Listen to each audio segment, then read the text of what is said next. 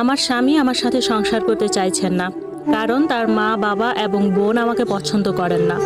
অথচ আমাদের বিয়ের আগের দিনই আমার স্বামী আমাকে তার মায়ের সাথে পরিচয় করিয়ে দেন এবং তার মা সেদিন আমাকে পছন্দ করে তাদের বাসায় নিয়ে যান।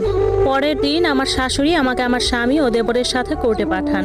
সেখানে উকিল শ্বশুরবাড়ি থেকে ঠিক করা ছিল, সে উকিলের সাথে যোগাযোগ করে আমার স্বামী আমাকে প্রথমে মুসলিম করেন, তারপর আমাদের বিয়ে হয়। বিয়ের পর আমার শাশুড়ি বলেন আমার থাকার রুম নেই, তাই তিনি আমাকে ও আমার ননদকে এক রুমে ঘুমাতে দেন, আর আমার স্বামী, শ্বশুর ও দেবর অন্য রুমে ঘুমান। বিয়ের আগে আমার স্বামী বেকার থাকায় আমার শাশুড়ি বিয়ের খরচ ও গয়নার জন্য টাকা নিয়ে যেতে বলেন। আমি তখন চাকরি করতাম, তাই 1,00,000 টাকা এবং 21 ক্যারেটের 1.5 ভরি ও 22 ক্যারেটের 3 ভরি গয়না নিয়ে যাই। আমার শাশুড়ি আমার সব গয়না স্বর্ণের দোকানে নিয়ে যান এবং সেখানে সেগুলোর দাম করান, যার মোট দাম আসে 4 লাখ টাকা। তিনি আমার বিয়ের খরচ বাবদ 3 লাখ টাকার গয়না বিক্রি করে দেন এবং বাকি 1 লাখ টাকার গয়না, 22 ক্যারেটের একটি চেইন